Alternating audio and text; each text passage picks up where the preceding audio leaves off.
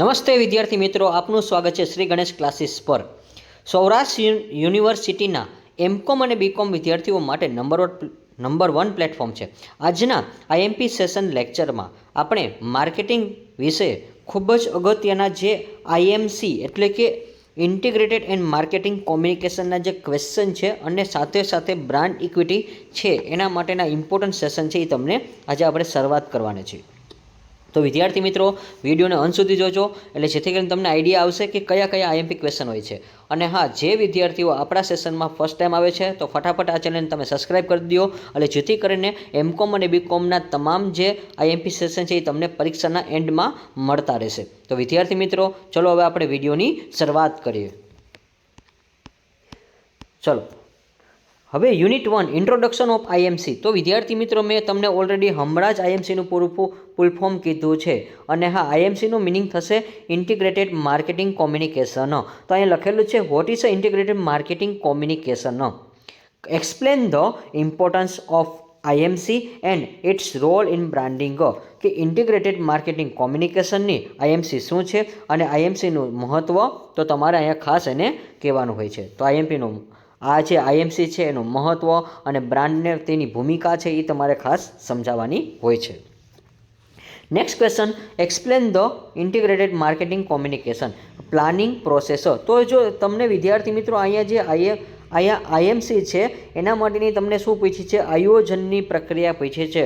તો આ ટાઈપના ક્વેશ્ચન છે તમારે ખાસ પાકા કરીને જવાના છે કે આ તમને જે પ્રક્રિયા છે એ તમારે સ્ટેપ બાય સ્ટેપ લર્ન કરવાના હોય છે। તો આના જે પોઈન્ટ હોય છે એ તમારે ખાસ કરી લેવાના હોય છે।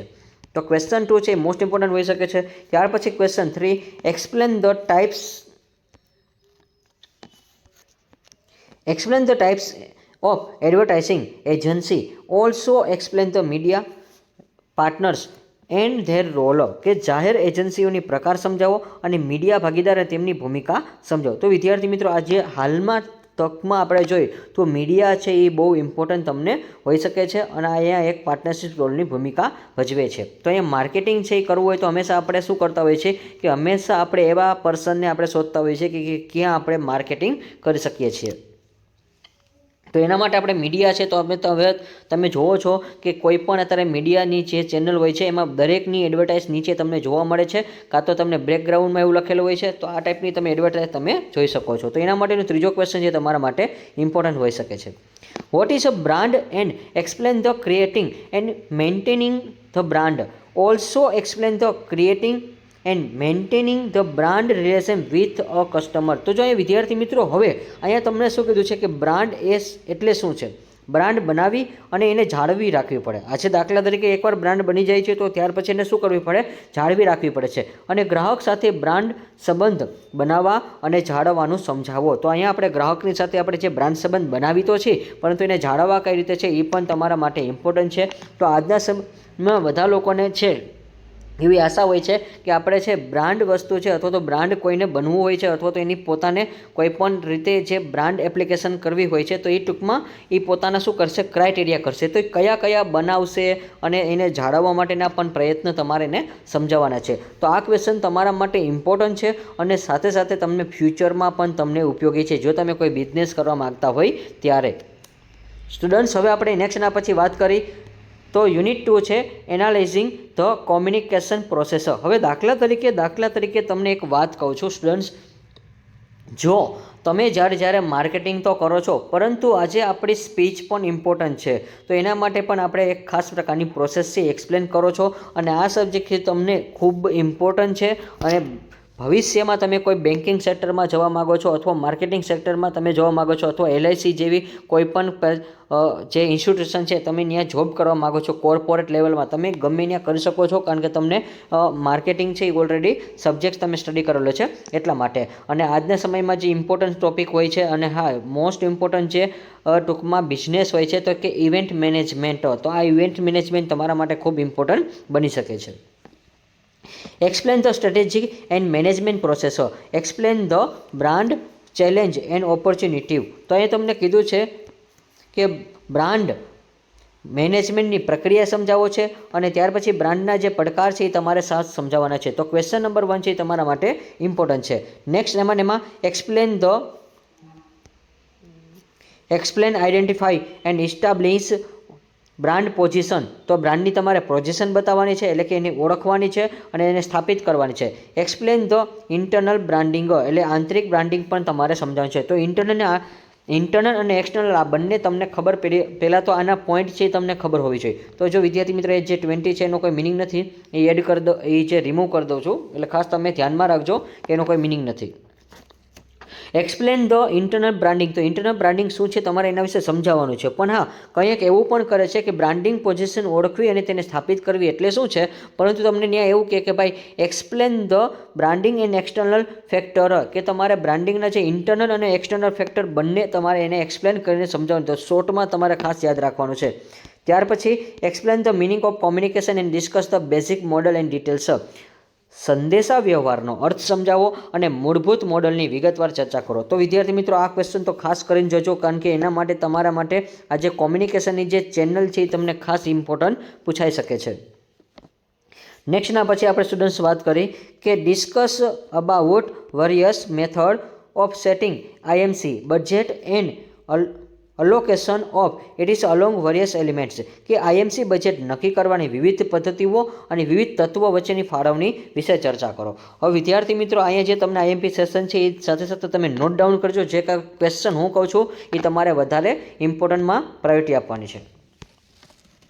નેક્સ્ટ બાકીના પણ તમે એક્સ્ટ્રા ક્વેશ્ચન છે એ તમારે ખાસ કરવા હોય તો તમે કરી શકો છો. પરંતુ સ્ટુડન્ટ્સ અહીંયા જે તમને આઈએમપી આપે છે અહીંયા વિદ્યાર્થીનો ભરોસો હોય છે કે અમને જે કાંઈ પીએમ સર આપે છે તે મોસ્ટ ઇમ્પોર્ટન્ટ ક્વેશ્ચન છે, અમારા માટે ખૂબ જ યુઝફુલ થાય છે. અને વિદ્યાર્થી મિત્રો તમારી ઘણા બધાની કોમેન્ટ હોય છે, તો ખાસ તમે એવી રીતે કોમેન્ટ કરો કે સર અમને એક્ઝામમાંથી આટલું પૂછાણું હતું અને આ ટાઈપના તમારા જે સેશન છે ખૂબ જ યુઝફુલ થાય છે. અને એવી રીતે એક મોટિવેશન જે ટાઈપની છે તમારે એક સરસ મજાની કોમેન્ટ કરવાની છે. તો વિદ્યાર્થી મિત્રો ફટાફટ કોમેન્ટ કરવાનું ભૂલતા નહીં, કારણ કે એક કોમેન્ટ છે એ તમારે એક ફ્રીમાં જ આપવાની હોય છે, એટલા માટે. અને હા, કોમેન્ટ કરતાં વાર પણ ન લાગે. તો સ્ટુડન્ટ્સ ફટાફટ એવી કોમેન્ટ કરો અને જેથી કરીને અમને પણ મોટિવેશન મળે. અને એવી રીતે તમારે જે ઇમ્પોર્ટન્ટ ટોપિક છે અને ઇમ્પોર્ટન્ટ જે સેશન છે એ તમને વહેલામાં વહેલી તકે પ્રોવાઈડ કરી શકીએ છીએ. હવે યુનિટ 3ની વાત કરીએ, develop the IMC program, explain the types of segmentation. તો વિદ્યાર્થી મિત્રો જો સેગમેન્ટેશન છે એ તમારા માટે ખૂબ ઇમ્પોર્ટન્ટ છે. સેગમેન્ટેશનના પ્રકાર કરીને જજો, કારણ કે આ ક્વેશ્ચન ડેફિનેટલી આવશે.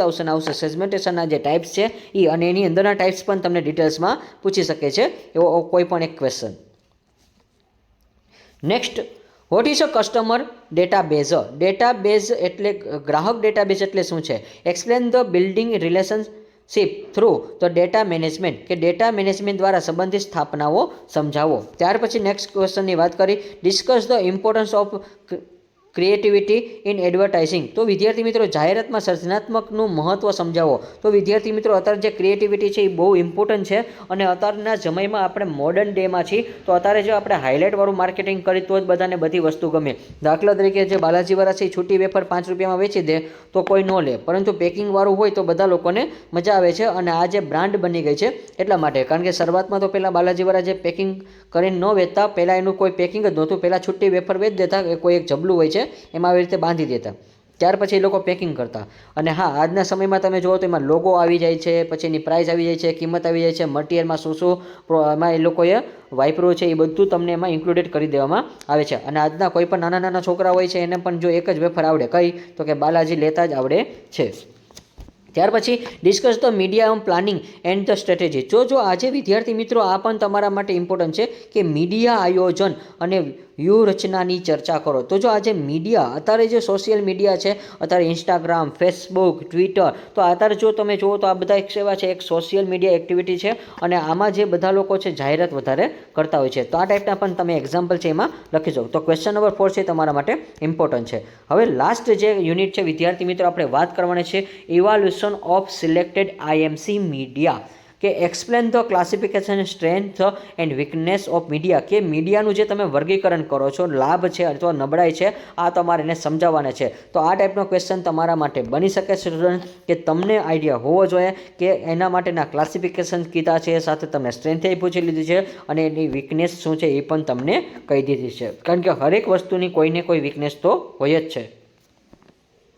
Explain email marketing and website marketing. તો અહીંયા ઈમેલ માર્કેટિંગ અને વેબસાઇટ માર્કેટિંગ વિશે તમારે એને એક્સપ્લેન કરવાનું છે.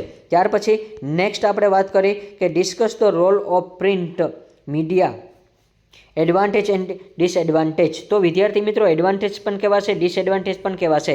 એડવાન્ટેજ એટલે ફાયદા થશે અને ત્યાર પછી મર્યાદા થશે, તો એને લિમિટેશન પણ તમે કહી શકો છો. તો અહીંયા સમાનાર્થી વર્ડ છે એ તમારે ખાસ યાદ રાખવાના છે કે એડવાન્ટેજ છે અને બેનિફિટ પણ કહેવાશે, ખાસ યાદ રાખજો, અને બેનિફિટ કહેવાશે. તો અને હા, સાથે સાથે તમને આ ખબર હોવી જોઈએ. તો એના જે સમાનાર્થી શબ્દ છે એ, અને ઓલરેડી મેં ઘણી વાર તમને સમજાવેલા છે. જ્યારે તમે એમકોમ સેમિસ્ટર 1 અને 2માં પણ તમે એક્ઝામ આપી છે ત્યારે તમે આપણા આઈએમપી જે સેશન જોયા છે એમાં પણ તમને આઈડિયા હોય છે. પ્રિન્ટ મીડિયાની ભૂમિકા અને ફાયદા અને મર્યાદા તમારે એને સમજાવવાની છે. ત્યાર પછી જે explain the role of importance broadcast media of 21 જે સેન્ચુરી છે કે 21મી સદીના પ્રસારણ માધ્યમની ભૂમિકા અને મહત્વ સમજાવો. તો આ ક્વેશ્ચન તમારા પેપરમાં આવશે ને આવશે. તો નોટ ડાઉન કરી લેજો. તો વિદ્યાર્થી મિત્રો આટલા જે તમારા આઈએમપી સેશન છે એ અહીંયા કમ્પ્લીટ થાય છે, અને જે મેં ક્વેશ્ચન કીધા છે એ ખાસ તમે કરીને જોજો.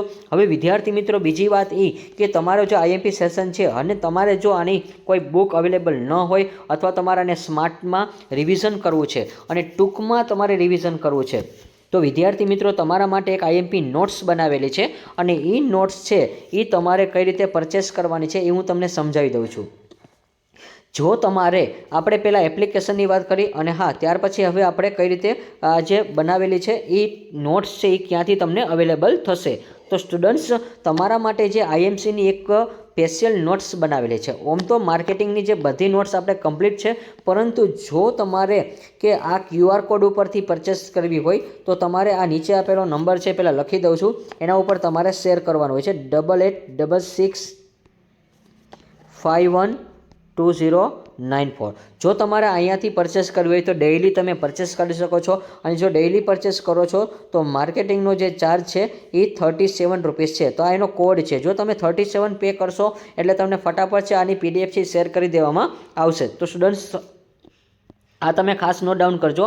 આ જે કોડ કહું છું એ જ કોડ ઉપરથી તમારે પરચેસ કરવાની છે, એટલે જેથી કરીને તમને છે એ PDF છે શેર કરવામાં ઇઝી રહેશે. અને સાથે જો તમારે એક સાથે ત્રણેય PDF છે એ પરચેસ કરવી છે, અને એક સાથે એટલે કોની, તો કે માર્કેટિંગનું જે તમારું ગ્રુપ છે એની એક સાથે તમારે પરચેસ કરવી છે, તો SGC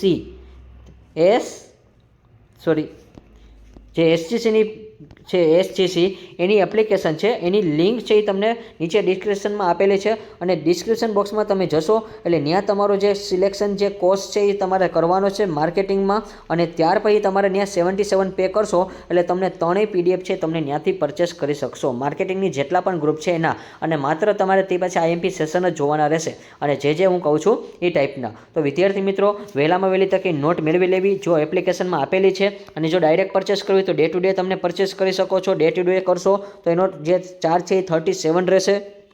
અને જો તમારે એક સાથે પરચેસ કરવી હોય ઇંગ્લિશ મીડિયમ ને ગુજરાતી મીડિયમ બંનેની નોટ્સ છે તો ખાસ તમે એપ્લિકેશનમાંથી પરચેસ કરી શકો છો, અથવા તો તમે ડાયરેક્ટ પરચેસ કરી શકો છો. તો વિદ્યાર્થી મિત્રો આ ટાઈપના જે તમારા આઈએમપી સેશન છે અહીંયા આપણે કમ્પ્લીટ થાય છે. અને વિદ્યાર્થી મિત્રો તમારી એક્ઝામમાં આપણા કયા ક્વેશ્ચન પૂછાના છે અને તે ફટાફટ કોમેન્ટ પણ તમારે ખાસ કરવાની રહેશે. તો વિદ્યાર્થી મિત્રો હવે આપણે આશા રાખું છું કે આ વિડીયોને તમે મેક્સિમમ શેર કરશો, અને જો નવા આવેલા હોય તો આ ચેનલને તમે સબસ્ક્રાઈબ કરજો, જેથી કરીને આવનાર તમામ વિડીયોની નોટિફિકેશન તમને મળતી રહેશે. Like this video, share this video, follow with SGC.